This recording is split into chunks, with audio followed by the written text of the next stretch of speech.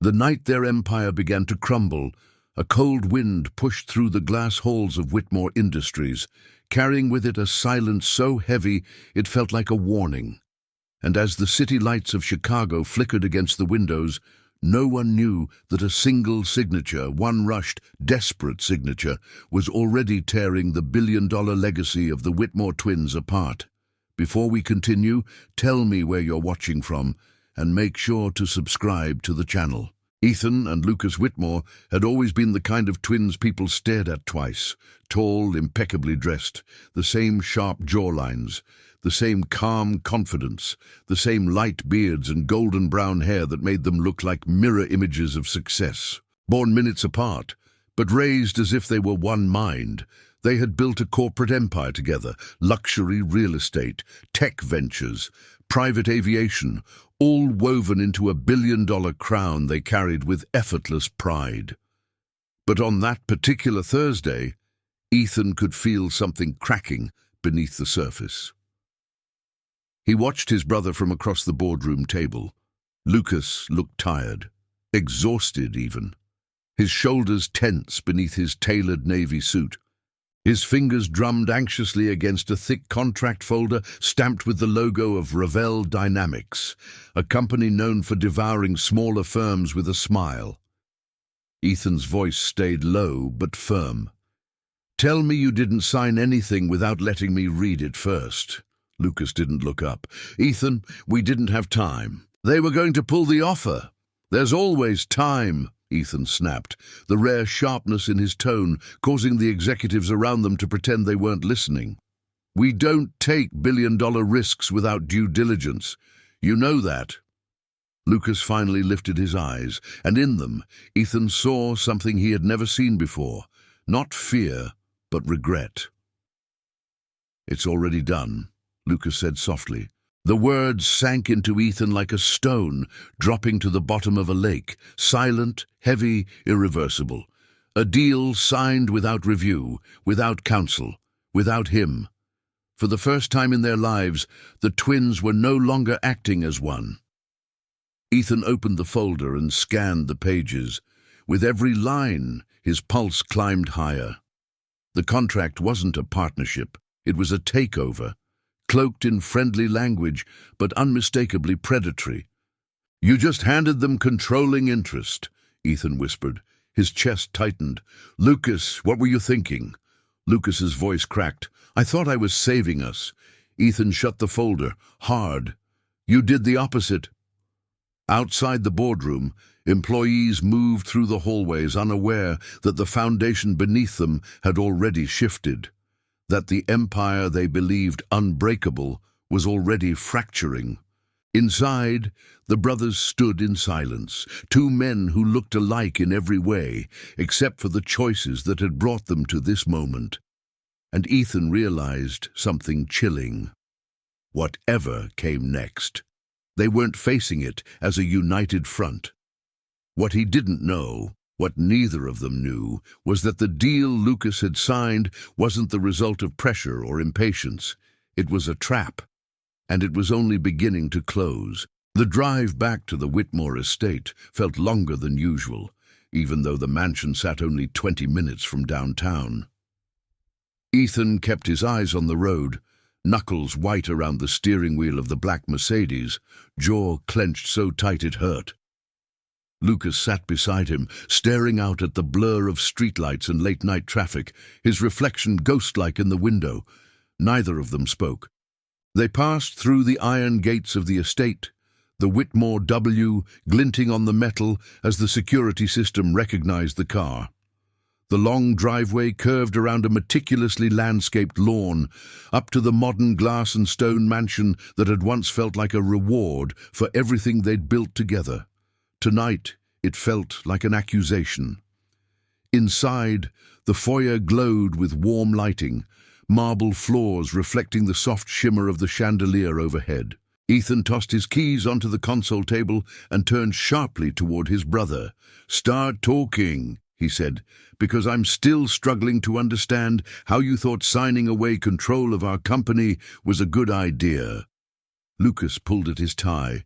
suddenly looking smaller in a house made to make them look larger than life. Ravel didn't present it that way, he muttered.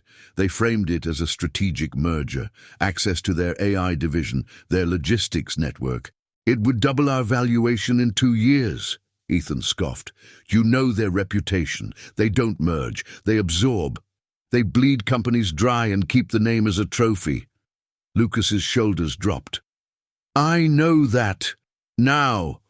Ethan's temper flared again. So why, Lucas? Why rush it? Why freeze me out of the process? Lucas hesitated, then turned away, walking into the living room with its floor-to-ceiling windows overlooking the city.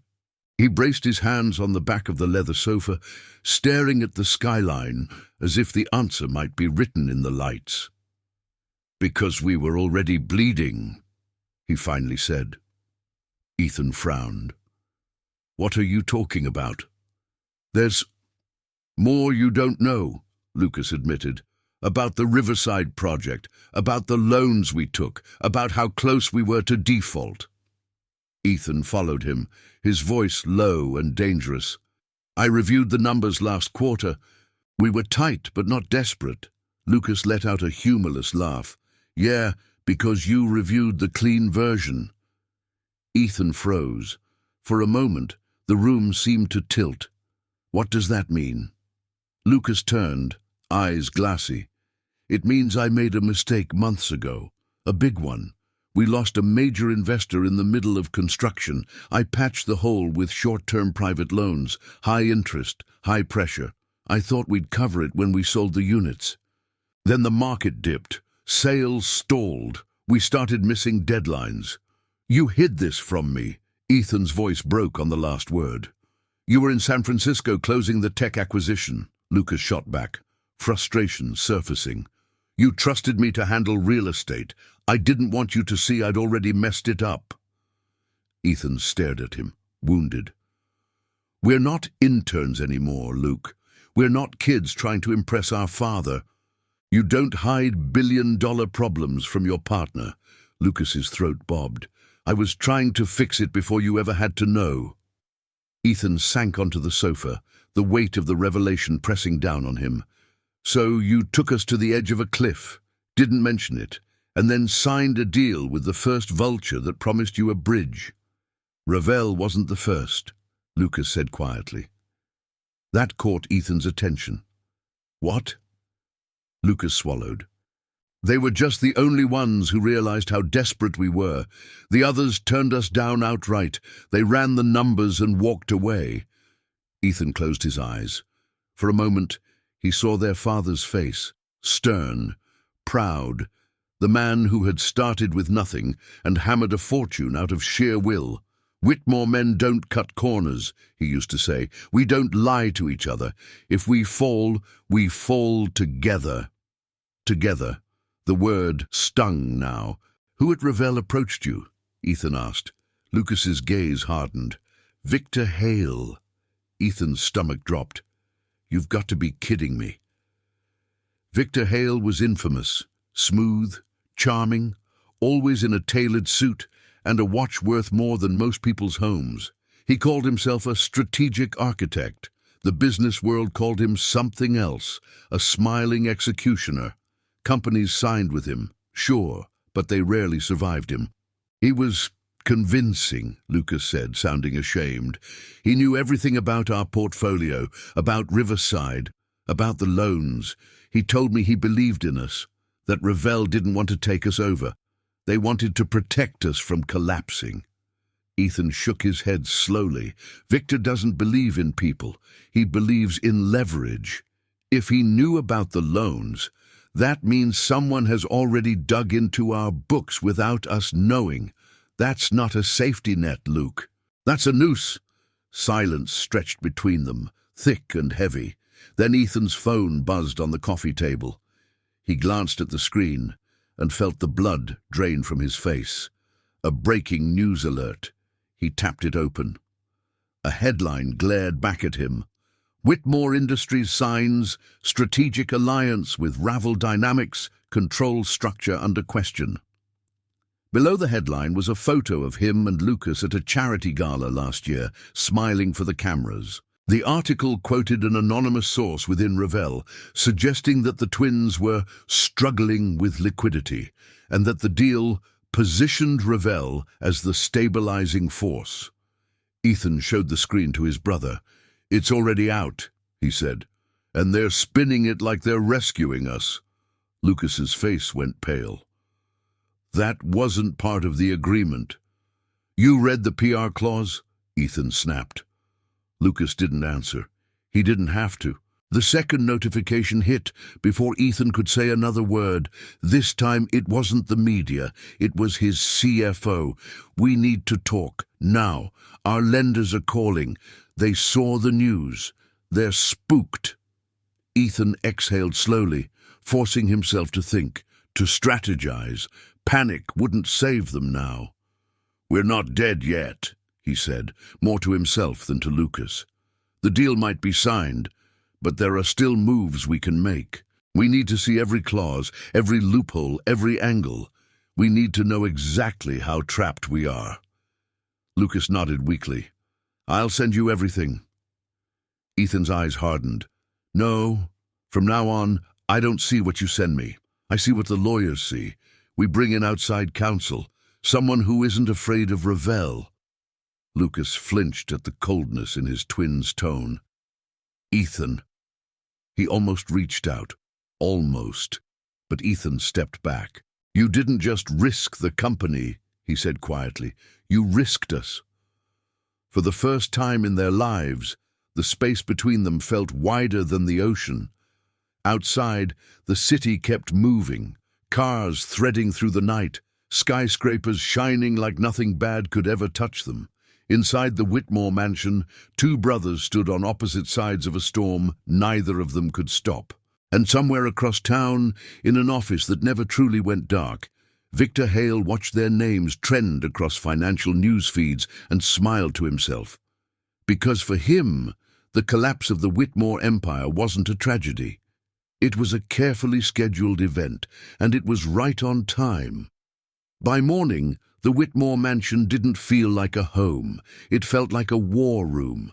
The kitchen island was buried in laptops, printed contracts, legal pads, and half-empty coffee cups. Ethan stood at the center of it all, sleeves rolled up, tie loosened, his eyes fixed on the digital version of the contract glowing on the screen in front of him. Sunlight filtered through the glass walls, lighting up the tension in the room more than the marble or chrome. Across from him sat Naomi Carter, the attorney Ethan had pulled in at sunrise. She was known in corporate circles as the Scalpel, calm, precise, and devastating when necessary.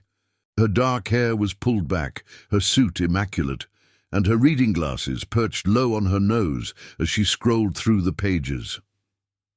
Lucas lingered near the edge of the island, trying to stay out of the way and failing. He looked like he hadn't slept at all. The faint stubble on his jaw and the dark circles beneath his eyes made him look like a shadow of the polished twin people we're used to seeing in magazines. Naomi finally stopped scrolling. "Well," she said, removing her glasses, "I see the problem." Ethan's jaw clenched. "Just one." She gave a humorless smile. "That was the optimistic version." She tapped the screen. "This strategic alliance language is window dressing. Revell has been granted veto power over any transaction above 10 million, major asset sales, new debt, acquisitions, even certain hirings. They don't just have influence, they have control." Lucas swallowed. "Can we challenge it?" "Claim we were misled." Naomi tilted her head. "Did they lie in writing?" Lucas hesitated. "Not exactly." "Did you have independent counsel present when you signed?" Another hesitation. "They had their legal team. They said they'd already vetted everything. Naomi held up a hand. "So that's a no." Ethan stared at the document like it was something toxic. "There has to be an out, a breach, a misrepresentation. Something?" Naomi pointed at a paragraph buried deep within the agreement. "There is a termination clause, but it's not in your favor." Ethan leaned in. Explain. If you attempt to terminate without just cause as defined here, Ravel can trigger an accelerated conversion of their interests. She looked up at them. In plain English, they get even more control, potentially full. The silence in the room turned crushing. Lucas shook his head slowly. This can't be legal. Naomi's expression softened slightly. Oh, it's legal, immoral, predatory, and ruthless, but legal. They didn't hide this. They buried it, which is different. Ethan rubbed his temples, fighting the urge to yell, to blame, to lash out at the one person in the room who already looked like he was drowning. So what do we do? He asked. Sit back and let them hollow us out. We buy time, Naomi said. Time to stabilize your lenders, time to secure your other assets, time to see if there's anything Ravel hasn't accounted for. As if on cue, Ethan's phone buzzed again. CFO, we lost 2 lenders this morning. They're calling in early repayment clauses. They don't want to be exposed if Ravel pushes a restructuring. Ethan felt a heat rise in his chest. They're spooking our lenders on purpose, he said. They want a cash crisis. If we look unstable, they can justify stepping in to protect stakeholders. Naomi nodded. And once they do that, your board will have a hard time defending you. Lucas let out a bitter laugh. Our board loves us. That was yesterday, Naomi replied. This morning they love survival. As if summoned by the words, their head of the board, an older man named Charles Hargrove, appeared on Ethan's caller ID. Ethan stared at the name for a second before answering and hitting speaker. Charles, he said, you're on with both of us, and Naomi Carter. Charles's voice came through, tight and formal. Ethan, Lucas, we need an emergency meeting. The board is concerned. Because of the Ravel announcement, Ethan said. Partly, Charles replied, and partly because Victor Hale personally called 3 of us before sunrise. Lucas's head snapped up. He what? He's positioning this as a necessary evolution, Charles continued. He claims Whitmore Industries has significant undisclosed debt exposure. Is that true? Ethan's eyes flicked to Lucas, just for a second. It was all Charles needed. That pause, the older man said quietly, is very concerning. We're managing it, Ethan said. If Victor knows about those loans, he's using them to paint a worst-case picture. You know our track record, Charles. We've weathered worse. Maybe, Charles replied, but the shareholders didn't have Ravel watching them then. Listen to me carefully. There's talk of appointing a special oversight committee, independent advisors. We can't ignore Victor's concerns. Naomi stepped closer to the phone. Charles, this is Naomi Carter. Any oversight committee that answers to Ravel is not independent. It's a takeover. A beat of silence. Then Charles exhaled. I know who you are, Ms. Carter. And for what it's worth, I don't disagree, but there are 11 voices on this board, and not all of them share my sentimentality for the twins. The word hit the room like a slap. Sentimentality. Ethan straightened. We built this company, he said quietly, from our father's first property to every division we have today. We didn't inherit a dynasty. We created it. And no one is denying that, Charles replied. But empires don't fail because of outsiders. They fail when people inside ignore problems until it's too late. The line clicked. The call was over.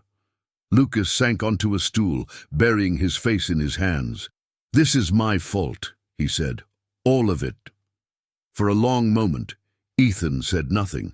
Then he stepped closer, his voice lower but no less sharp. Yes, he said. You made the mess. Lucas flinched. But, Ethan added, if we're going to lose everything, we're going to lose it fighting. I'm not handing Victor Hale the keys to our father's legacy without a war. Naomi nodded, a spark of respect in her eyes. Good, because if you're willing to get your hands dirty, there might be one angle Ravel didn't plan for. Both twins looked at her. What angle? Ethan asked. Naomi leaned in, lowering her voice even though they were alone. You built your empire with one assumption, that you two were always on the same side. I'm willing to bet Victor made the same assumption. Lucas frowned. We are on the same side. Naomi's gaze lingered on him for a moment, then shifted back to Ethan. Are you? The question hung in the air, heavy and dangerous, because without realizing it, with one desperate signature, Lucas had already given Victor exactly what he needed, a crack between the twins. And Victor Hale was very good at turning cracks into fractures. He had no idea the worst was yet to come. If this story is already touching you, leave a like. It helps the channel a lot. The boardroom on the 42nd floor of Whitmore Tower had never felt hostile before. It was where victories were announced, partnerships were celebrated, and quarterly numbers were dissected over espresso and polite applause. Today, it felt like an ambush. Tall windows showcased the Chicago skyline, but the view did nothing to soften the tension inside. The long glass table was lined with board members in tailored suits, their expressions guarded.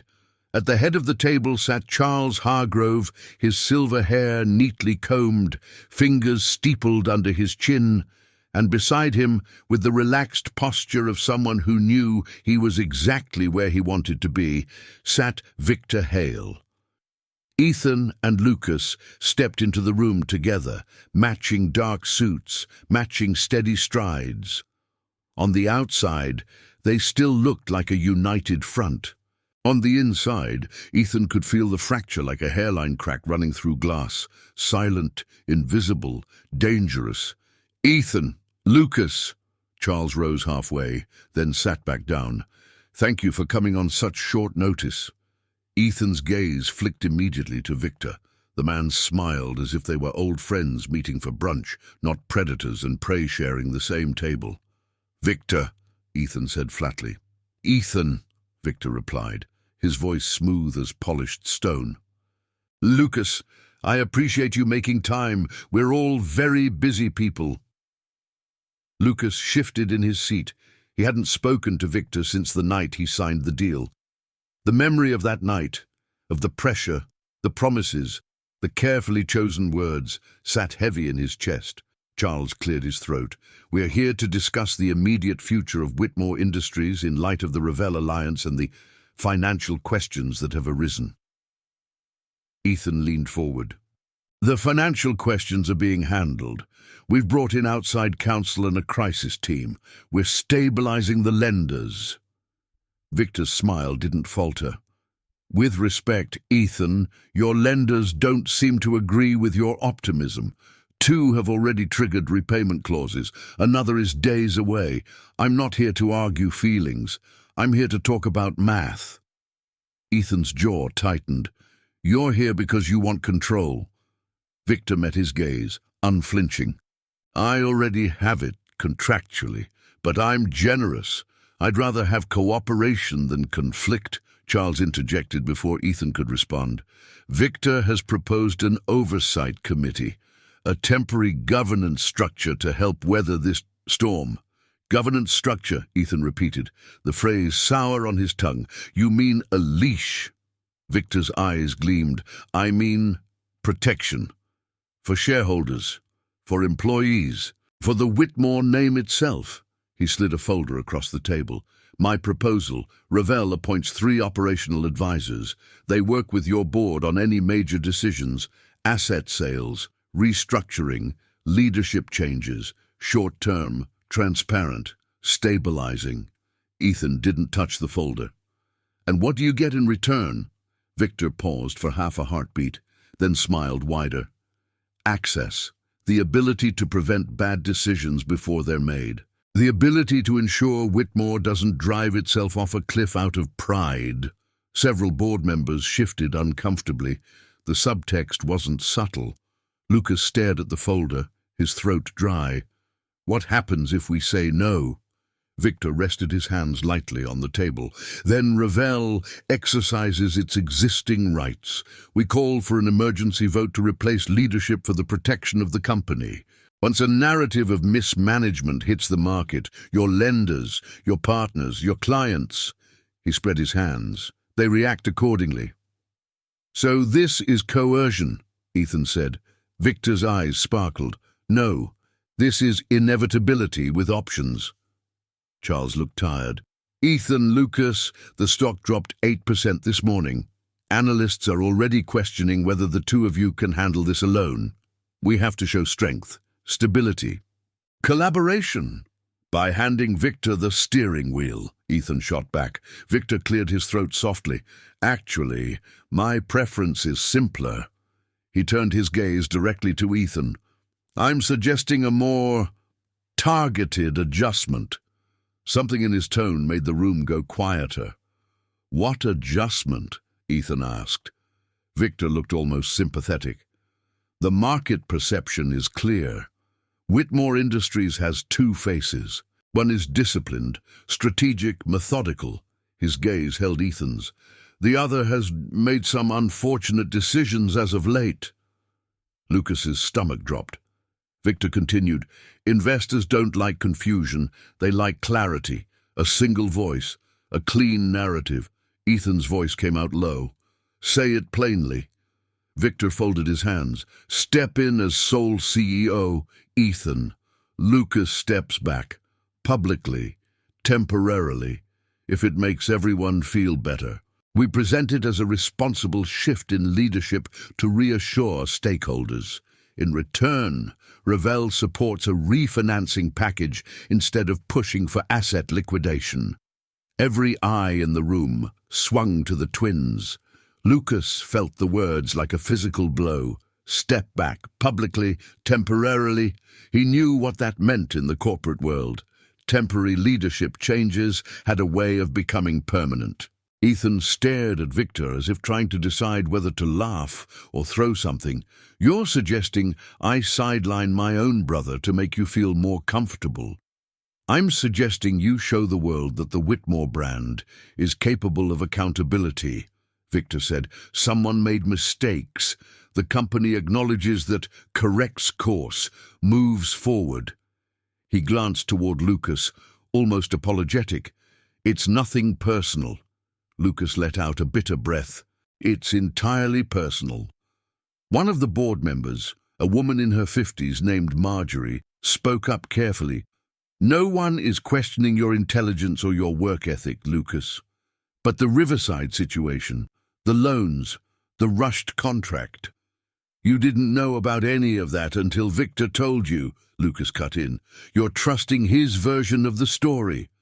Victor's expression never changed. I'm trusting the documents you signed. Silence fell again. Charles looked at Ethan, his gaze heavy. If we don't do something dramatic, we risk the whole company. We risk everyone's jobs, their pensions, their futures. Sometimes a sacrifice has to be made. The word sacrifice echoed in Ethan's head like a gunshot. He thought of their father again, late nights in that cramped first office, two boys doing homework on the floor while their dad worked the phones. We don't turn on our own, he used to say. Our name is all we have. We protect it, together. And yet, here they were, protecting the name from one of its own. Ethan's phone buzzed quietly in his pocket. A text from Naomi. They're going to push you to throw Lucas under the bus.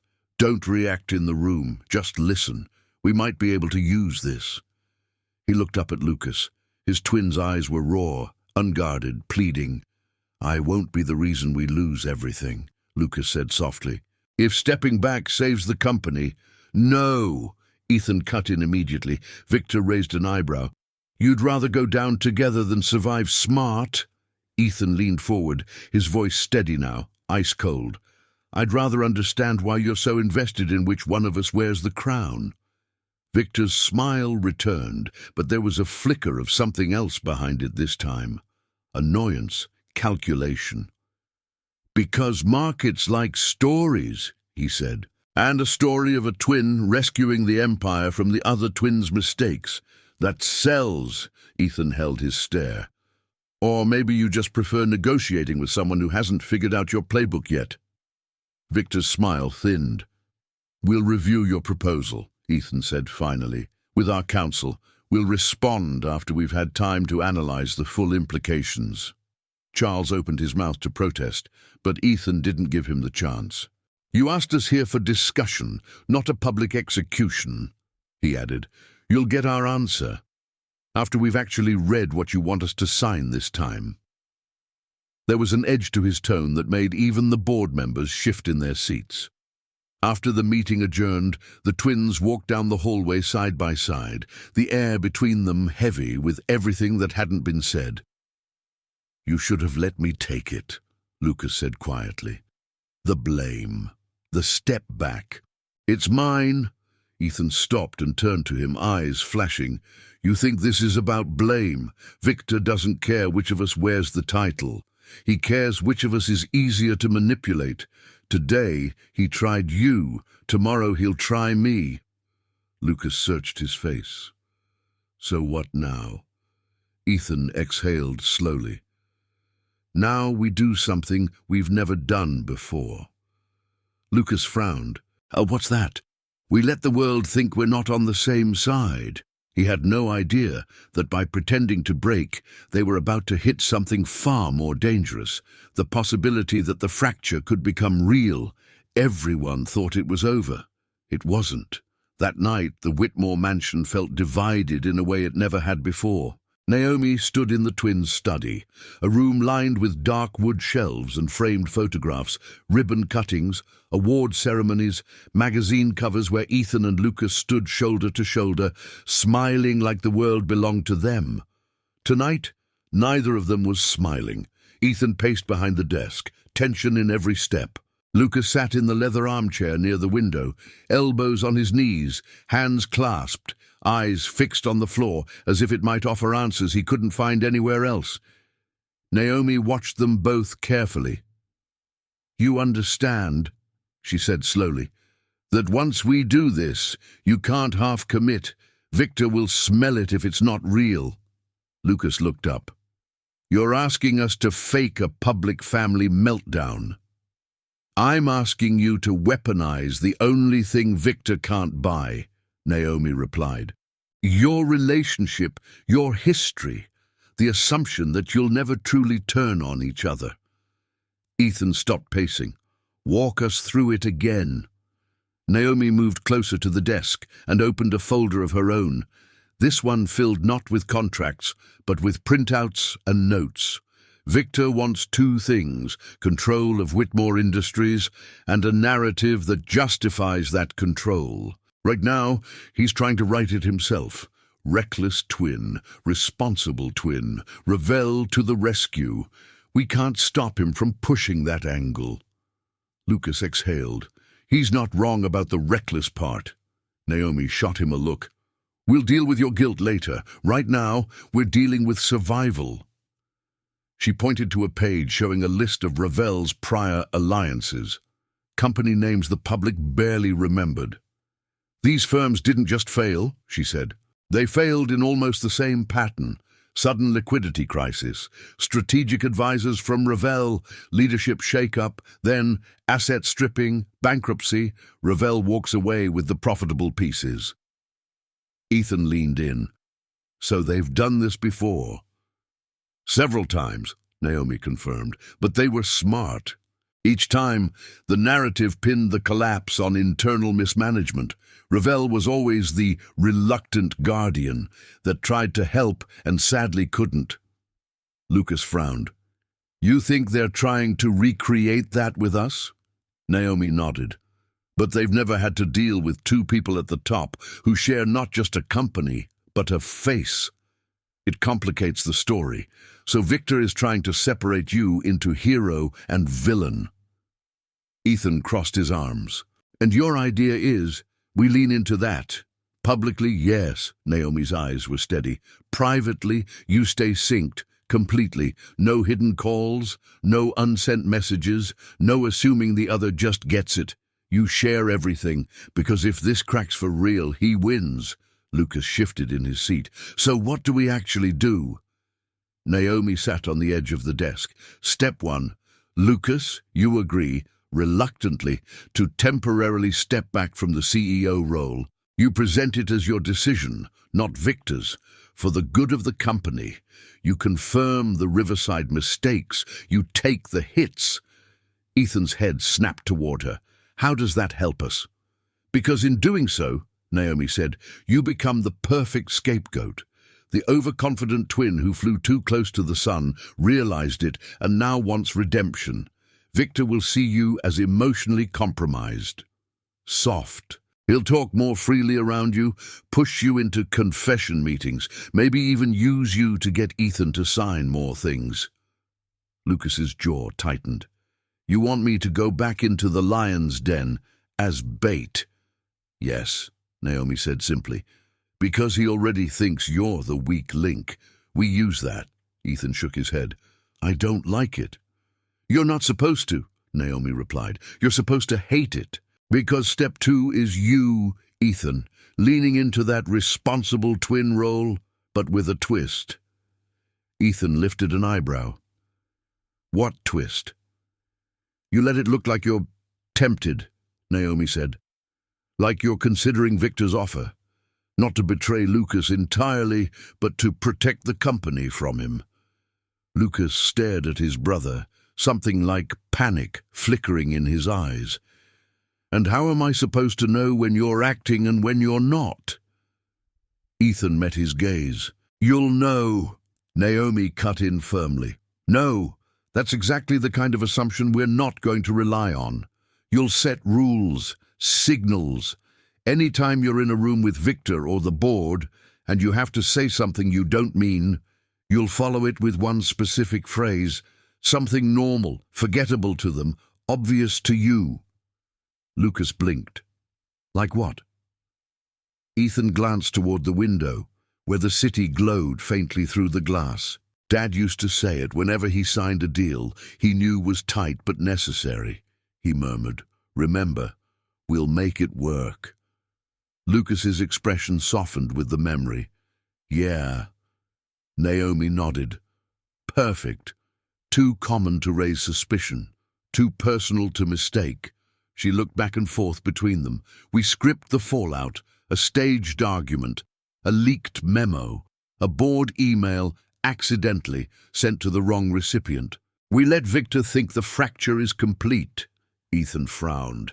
And while he's celebrating, Naomi flipped to the back of the folder, revealing a list of names. We're talking to people who used to work at those other companies Revell helped. People who signed NDAs but are still angry enough to talk off the record. We're looking for one thing, proof that Revell didn't just respond to crises. They created them. Lucas leaned forward. You think they tampered with numbers? Pressured lenders? I think, Naomi said softly, that when someone shows you the same pattern 5 times, you assume the pattern isn't an accident. The room grew quiet. Ethan tapped his fingers on the desk, thinking, so we fake a break, lure Victor into pushing harder, and in the meantime, we dig into his trail and hope we find something actionable. Naomi's gaze was steady. This isn't clean. It isn't guaranteed. But doing nothing guarantees one outcome, you losing everything. If we're going to fall, I'd rather do it pulling him down with us. Lucas swallowed. And if we succeed? Naomi gave a faint, grim smile. Then instead of being the cautionary tale, you become the whistleblowers, the twins who exposed the predator that almost took them down. It won't erase the damage, but it might save your father's legacy. Lucas looked at Ethan, fear and determination warring in his eyes. Can you do it? He asked quietly. Can you stand in front of cameras and act like you don't trust me? Ethan's throat tightened.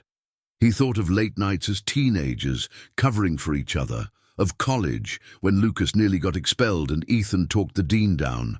of empire building side by side, always on the same page. "No," he said honestly. "I can't act like I don't trust you." Lucas's heart sank. "But," Ethan added, "I can act like I'm furious at you. I can act like I don't trust myself for trusting you. There's a difference." Lucas let out a shaky breath. "And I can act like I deserve everything they throw at me." Naomi closed the folder. "Then we start tomorrow. Lucas, you call Charles and request a private meeting with Victor. Tell him you're willing to cooperate. Ethan, you push back harder in the board. Make them think you're resisting for pride, not strategy." She stood. "And no matter what you say out there, remember this. The moment you stop telling each other the whole truth, Victor wins. Not because of the contract, because of the crack." Ethan nodded slowly. Lucas rose to his feet. For a moment, the twins stood shoulder to shoulder again, united not by triumph this time, but by desperation, and something fiercer underneath it. Resolve. They were about to stage the ugliest fight of their lives. Neither of them was ready for the possibility that, somewhere along the way, parts of that fight might start to feel real. What came next changed everything. The press conference was scheduled for 10 a.m., but by 9:30, the lobby of Whitmore Tower looked like a media battlefield. Camera crews lined the marble floors. Reporters clutched microphones with network logos. A row of velvet ropes tried and failed to contain the restless buzz of speculation. The giant W behind the reception desk gleamed under bright studio lights someone had dragged in for clarity. On the second-floor mezzanine, Ethan and Lucas watched the chaos from behind a pane of soundproof glass.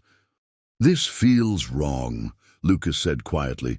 Ethan adjusted his cufflinks, staring straight ahead. "It is wrong. That's why it'll work." Lucas glanced at his brother. "You sure about the statement?" "Naomi wrote half of it," Ethan said. "You wrote the other half. All I did was take out the part where you tried to protect me." Lucas almost smiled. "She said that part sounded legally disastrous." "Because it did," Ethan replied. "People don't need to know you were trying to shield me. They just need to believe this is your fault, and I'm angry enough to do something about it." Lucas swallowed, suddenly aware of how dry his throat felt. What if they believe it too much? Ethan finally turned to look at him. "Then we prove them wrong later." Downstairs, a staffer gestured that it was time. Naomi waited near the side entrance to the atrium, tablet in hand, eyes sharp behind her glasses. She nodded once at the twins as they descended the stairs. "Remember the signals," she murmured as they passed, "and remember, your relationship is real. Everything else is theater." They stepped onto the small stage together. Flashbulbs exploded like fireworks. Ethan took his place behind the main podium. Lucas stood slightly to the side, behind a secondary microphone, hands clasped in front of him. For the first time in their public lives, they weren't shoulder to shoulder. "Thank you all for coming," Ethan began, his voice steady, carrying easily through the atrium and out to the cameras broadcasting live. "We know there have been questions about our recent strategic alliance with Ravel Dynamics and the financial health of Whitmore Industries." He paused, letting the weight of the moment settle. "I'm not going to pretend everything is fine," he continued. "It isn't. Mistakes were made. Serious ones." He turned his head slightly, just enough for the cameras to catch the angle. The internet would replay that angle for days. Lucas stared at the marble floor for a beat, then lifted his eyes and stepped up to his mic. His part wasn't scripted as tightly. Naomi had insisted it had to sound raw to work. "I made those mistakes," Lucas said. His voice came out rough, but clear. "I took on high-risk loans to secure a project that should have been paused. I believed we could outrun the market. I believed I could fix it before it became a problem." He swallowed. "I was wrong." The reporters leaned forward as if a string pulled them. I've spent my entire adult life building this company with my brother, Lucas went on. And in trying to protect what we built, I ended up putting it at risk. That's on me, not on Ethan, not on our employees, not on our partners. Naomi watched from the sidelines, eyes flicking between the twins and her tablet, where a live feed of social media reactions updated in real time. He's nailing it, she murmured to herself. They're eating it up. Up on stage, Ethan let a small, bitter breath slip through his nose, perfectly placed frustration. Because of those decisions, he said, picking up the thread, our board and our new partners at Revell Dynamics recommended leadership changes.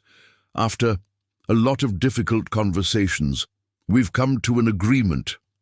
Lucas forced himself not to wince at the word partners. I will be stepping in as sole CEO, Ethan said, effective immediately.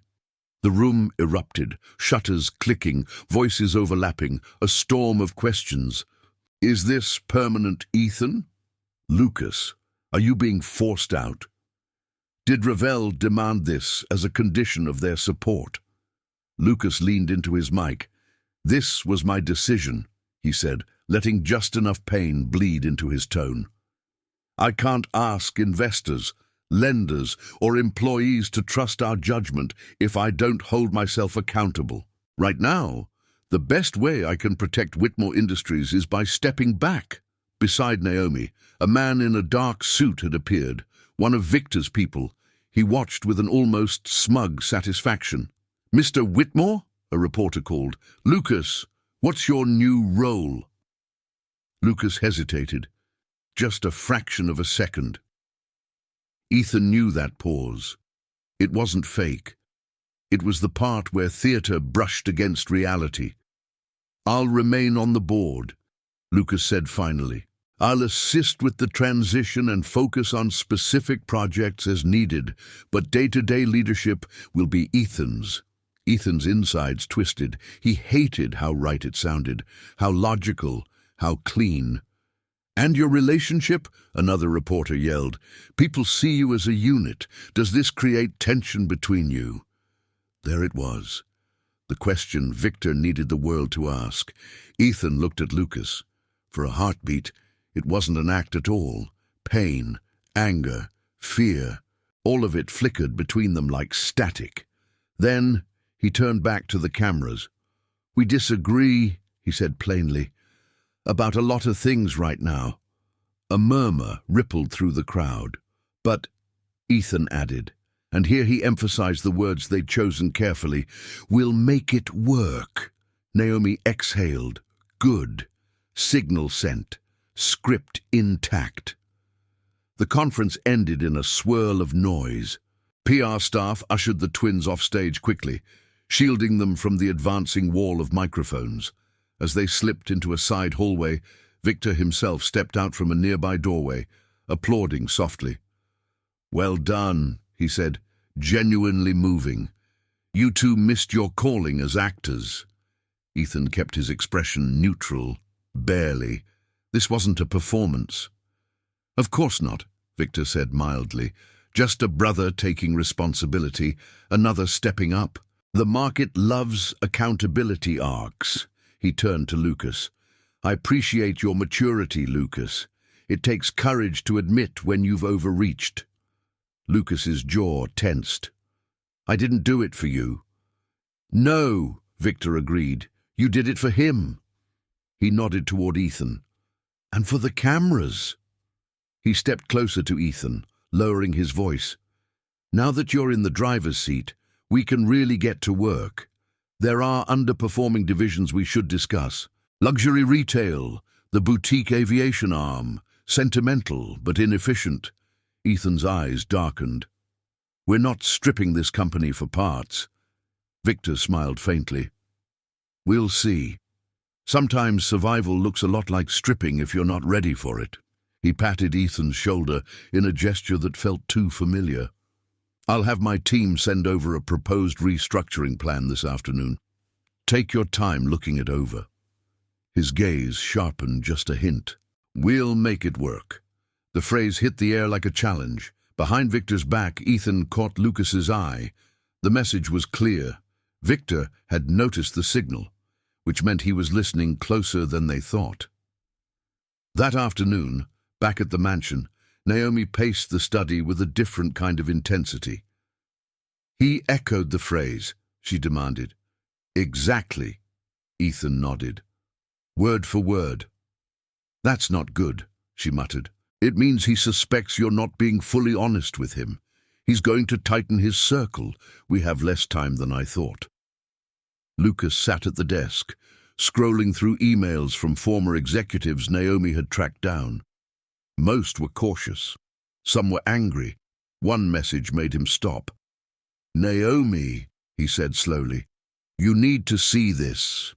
She leaned over his shoulder. It was an anonymous email routed through an encrypted service. No name, no company, just a subject line: "You're not the first." The body of the message was short, but every word burned. "We trusted Victor too. He didn't just react to our crisis, he scheduled it. Start with your lenders. Look for identical language in their early repayment clauses. Compare dates those clauses were added, then follow the consultant they all hired a year before they collapsed. You'll find the same name, and it won't be a coincidence." At the bottom, one more line: "If you're serious about taking him down, reply with a time and a place. No towers, no offices, somewhere public, somewhere loud." Naomi's pulse quickened. "This is it," she said. "If this is real, it's the thread we pull." Ethan frowned. "Or it's bait. Victor could have written this himself." Lucas shook his head. "He wouldn't risk putting it in writing. He works through contracts and whispers. This sounds like someone who lost everything and wants him to burn for it." Naomi thought for a moment, then straightened. "We treat it like it's both, a trap and a lead. We choose the place. We control how much we say, but we go." Ethan looked between them. His empire was under siege. His brother had stepped back for him. The narrative was spiraling beyond his control, and now a ghost from one of Victor's past rescues was inviting them into the shadows. He had a feeling that whoever waited on the other side of that message knew exactly how an empire collapsed, because they'd watched their own die the same way. They chose a place that felt the opposite of everything Whitmore. No marble floors, no private elevators, no security badges that glowed green at a scanner. Instead, it was a crowded food court in a busy Chicago train station. Metal tables, plastic trays, the hiss of espresso machines, and the constant roar of announcements and rolling luggage. It was loud enough that no one would notice three people leaning close over coffee. Ethan and Lucas sat at a corner table, baseball caps pulled low, suits swapped for dark sweaters and jeans. They looked like any other tired professionals grabbing a late meal between trains. Naomi sat with them, blazer off, hair down, trying to look less like the kind of attorney who could dismantle a merger with a paragraph. "Last chance to bail?" she said lightly, though her eyes stayed sharp. Ethan glanced at Lucas. "You good?" Lucas let out a breath. "No, but I'm here." Naomi's phone buzzed. "He's here, blue jacket, black backpack, approaching from the east side." She didn't look around immediately. Instead, she took a slow sip of her coffee, then casually shifted her gaze. A man in his late 40s walked toward them. He wore a navy windbreaker, jeans, and sneakers. He looked ordinary, someone you'd never glance at twice on a train platform. But his eyes carried something heavy, the look of someone who had watched everything he cared about vanish on a spreadsheet. He stopped at their table. "Lucas." "Ethan." His voice had a rough edge, like someone who didn't talk much anymore. "Ms. Carter." Naomi nodded. "You're right on time." "Mister?" She let the question hang. He hesitated, then sat. "You can call me Daniel." Lucas frowned. "Were you one of the companies Ravel partnered with?" Daniel gave a humorless smile. "You could say that. I was CFO at ArcLight Holdings." We were rescued 4 years ago. We don't exist now. Ethan leaned forward. Why contact us? Daniel shrugged, fingers curling around his coffee cup. Because the way people talk about you sounds familiar. Too aggressive, too ambitious, needed discipline. That's what they said about us too. After Victor was done. Naomi slid a folded notepad toward him. You said in your email we weren't the first, that he didn't just respond to your crisis. He scheduled it. Prove it. Daniel chuckled, but there was no humor in it. You sound like a lawyer. I am one, she said. You knew that before you sent the email. He met her eyes. I checked. I don't do blind leaps anymore. He reached into his backpack and pulled out an old, scuffed laptop and a handful of printed pages in a plastic sleeve. He laid them on the table like contraband. These, he said, tapping the pages, are loan agreements from 3 of our lenders. Before Victor showed up, their contracts were standard, boring. After one routine review conducted by a consulting firm, they all hired, at his suggestion. Those contracts were amended. Naomi flipped one of the pages over. Certain paragraphs were highlighted in yellow. Early repayment triggers, she read softly. Material adverse change clauses, all with nearly identical language. Down to the punctuation. Ethan recognized the phrasing too well. Our lenders use that same firm, he said. Rightbridge Consulting. Daniel nodded. Of course they did. Victor never walks in through the front door. He sends advisors first. They recommend best practices, risk protections.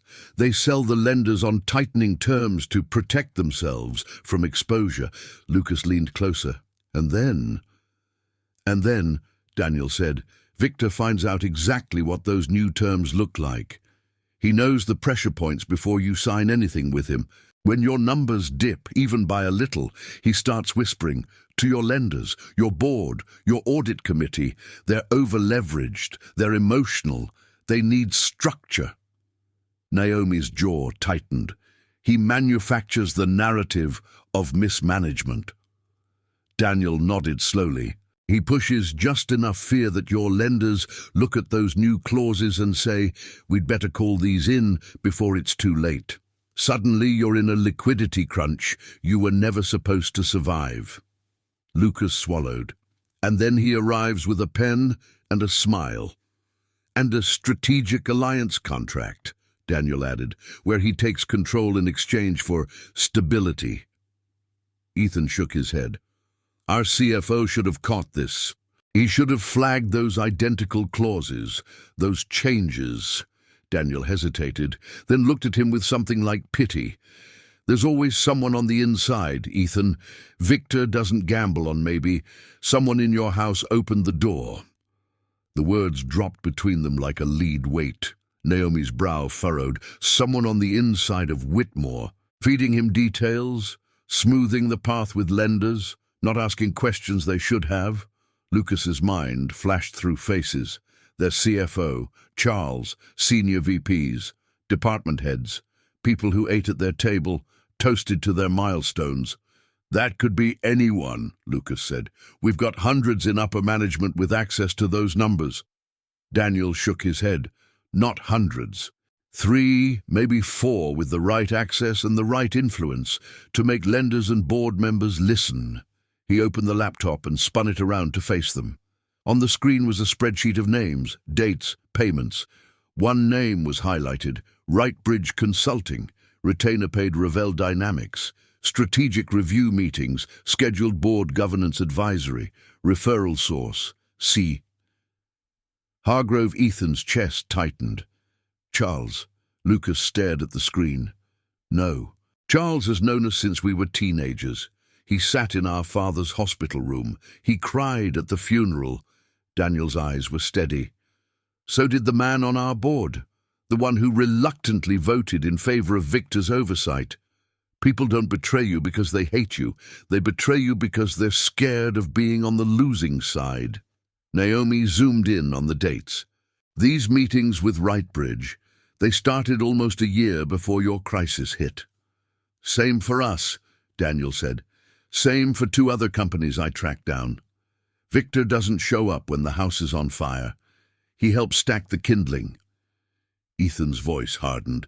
You said there was a consultant all the lenders had in common, Rightbridge.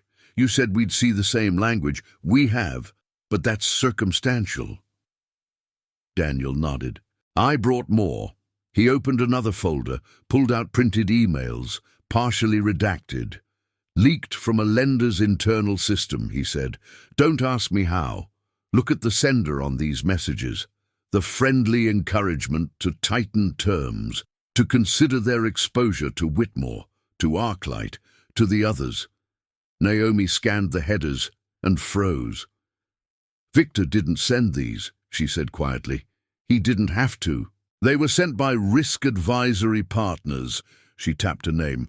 Rightbridge senior partner, Elaine Mercer. Lucas frowned. Who is she? Daniel's expression turned grim. Victor's ex-legal strategist. She left Revell publicly to start her own independent consultancy. That's the story. Reality, she just moved to the other side of the chessboard so he wouldn't leave fingerprints. Naomi's mind was already racing. If we can tie Elaine's recommendations directly to Victor's internal strategies, we have a pattern. If we can show that boards were pushed, lenders were nudged, and Revell profited each time, then we have more than a bad story, Ethan finished. We have a coordinated scheme. Daniel leaned in. You're thinking like lawyers and executives. You need to think like people who've already lost. There's something else you have to understand. They looked at him. He lowered his voice. Victor never goes after companies with only one decision-maker, he said. He targets duos, siblings, partners, co-founders, people who have just enough friction that he can turn it into fire. Because once you start doubting each other, you stop watching him. The words landed harder than they expected.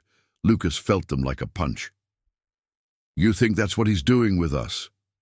I think, Daniel said slowly, he's already doing it. He's betting you'll break for real. Ethan looked at his brother, at the exhaustion in his shoulders, at the guilt etched into every line of his face. It occurred to him, with a clarity that scared him, that if Lucas hadn't signed the Revell deal, they might never have seen this pattern, never found Daniel, never realized how carefully the game was rigged. Naomi straightened. We need copies of everything you have, she said to Daniel. We need NDAs you signed, any internal memos, communication logs, and we need the names of anyone else willing to talk. Daniel nodded. You'll have it. But be careful. Once you start pulling this thread, Victor won't just come for your company. He'll come for you. He closed the laptop and stood. You still have something I didn't, he added. Each other. Don't waste it. Then he disappeared into the crowd, swallowed by the noise and movement of people who had no idea they'd just walked past the ghost of a dead empire. On the drive back to the mansion, rain streaked across the windshield, turning the city into a blur of light and shadow. Lucas stared out at it. Do you ever wonder, he said quietly, if part of you wishes I hadn't told you? About the loans, the deal, any of it? That you'd rather just hate me? Clean and simple. Ethan kept his eyes on the road. Every part of me hates what you did. I know, Lucas whispered, but, Ethan added, tightening his grip on the wheel, every part of me hates him more. He glanced at his brother. So no, I don't wish you'd kept it from me. I just wish you'd trusted me sooner. Lucas nodded, eyes burning. We still have time, he said. Ethan wasn't sure if he believed that. But for the first time since the contract was signed, he believed something else. If Victor's empire had been built on turning people like them against each other, then maybe, just maybe, the only way to destroy it was to do the one thing he never planned for, stay together. He had no idea that the first shot in that war would be fired not in a boardroom or a courtroom, but in his own board chair's office. Charles Hargrove's office sat at the top of Whitmore Tower, a quieter, older space than the sleek boardrooms below. Dark wood paneling, a wall of old framed stock certificates, a worn leather chair that had seen more deals than most lawyers ever would. It was the kind of room where decisions felt permanent. Ethan, Lucas, and Naomi stepped inside together. Charles was already standing behind his desk, hands resting on the back of his chair, as if he'd been bracing for this. "Close the door," he said. Ethan did. The soft click sounded like the start of a verdict. Naomi didn't waste time. She set a folder on Charles's desk and flipped it open, revealing printouts Daniel had given them, plus their own loan documents. "Rightbridge Consulting," she began. "Same firm our lenders hired, same risk review process, same clause language as the companies that collapsed before us, same referrals from you." Charles's jaw tightened. "You came here to accuse me." Lucas stepped forward, hurt plain in his eyes. "We came here to find out why our father's friend handed us to Victor." The older man flinched. Naomi slid another page forward. "Emails from a lender, internal notes, hearing concerns from C. Hargrove about Whitmore liquidity." Then, 2 days later, another note. "Ravel Dynamics may offer strategic support if current leadership proves unstable." Ethan's voice was quieter, and somehow more dangerous for it. "You were the one telling them we were a risk before you even told us." Charles closed his eyes for a moment, then walked around the desk and sank into his chair. "You think this was easy?" he asked softly. "You think I woke up one morning and decided to betray you?" Ethan didn't answer. Neither did Lucas.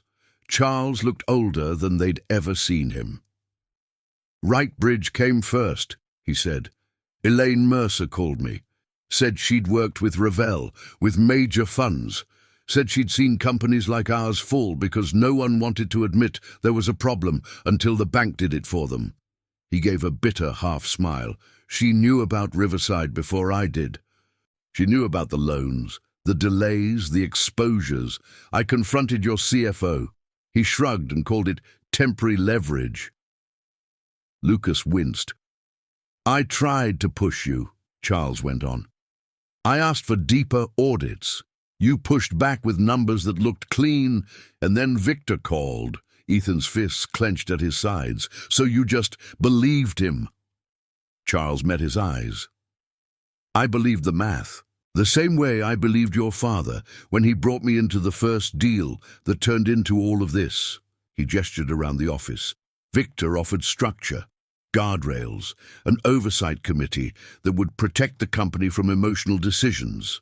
And yes, he made it clear that if I didn't cooperate, the story would be that the board failed its fiduciary duty." Naomi's gaze sharpened. "He threatened you." "He didn't have to," Charles replied. "He just spelled out what would happen when the lenders called in those new clauses Elaine helped write, clauses I'd been told were best practice." He let out a long breath. "I thought," he said quietly, "that if I steered the fall, I could soften it, that if one of you stepped back, if we swallowed a little pride, the company might survive, even if you hated me for it." Lucas swallowed hard. "So what changed?" Charles reached into his desk drawer and pulled out a small, black device. He set it on the table. "A digital recorder. What changed," he said, "is that Victor stopped talking like a savior when he thought no one important was listening." Naomi's eyes widened. "You recorded him." Charles nodded. "I may be sentimental about you boys," he said. "I'm not sentimental about men like Victor. I've seen them before. Different suits. Same hunger." He pressed play. Victor's voice filled the room, slightly tinny but unmistakable. "The twins are ideal," the recording said. "You get one to sign under pressure, you play the other as the responsible one. Divide and leverage. Their board is soft. Their lenders are primed. Once the committee is in place, we start selling off assets. Whatever's left goes into controlled bankruptcy.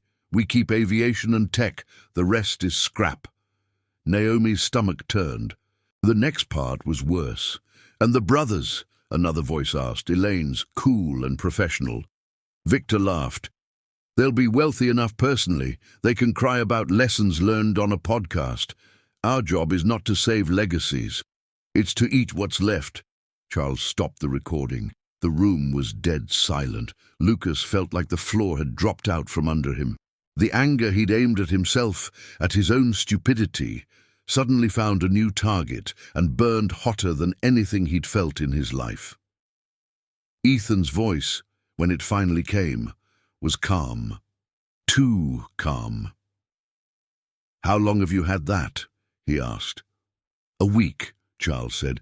"I recorded him when he came here to prepare me for your press conference. I've been deciding what to do with it." Naomi stepped forward. "What made you decide now?" Charles looked at the twins.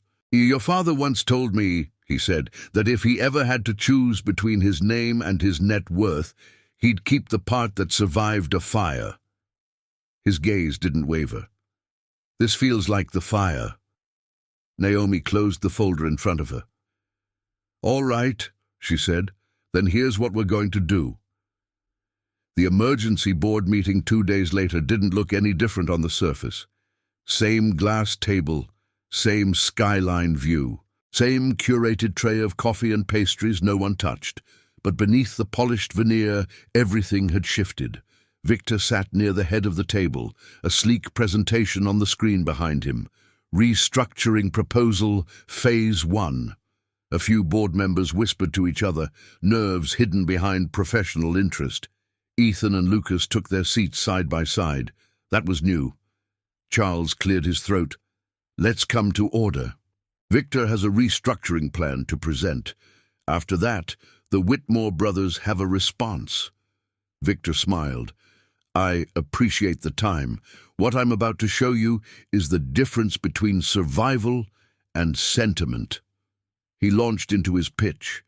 Asset sales, division closures, leadership realignment. Every bullet point sounded clinical, inevitable, rational. He framed it as mercy. When he finished, he turned toward Ethan. "I'm sure this is difficult to hear," he said smoothly, "but it's time to think beyond ego. You can't run a company on nostalgia." Ethan glanced at Lucas, then back at the room. "I agree," he said. The board members shifted, surprised. Victor's smile widened. "You can't run a company on nostalgia," Ethan repeated.